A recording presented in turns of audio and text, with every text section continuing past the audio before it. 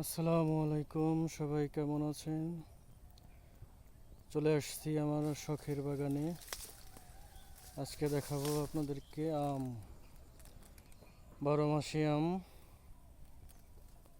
থোকায় থোকায় ধরে আছে, কিছু বড় হয়েছে আবার কিছু ছোট ছোট।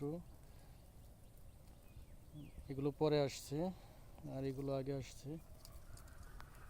আমগুলো অনেক সুস্বাদু এবং অনেক মিষ্টি।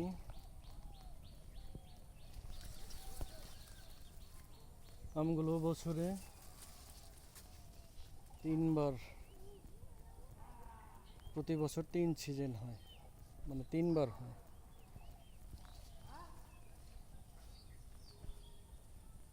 এই আমগুলো কিছু পাকবে আগস্টে, আবার কিছু পাকবে হচ্ছে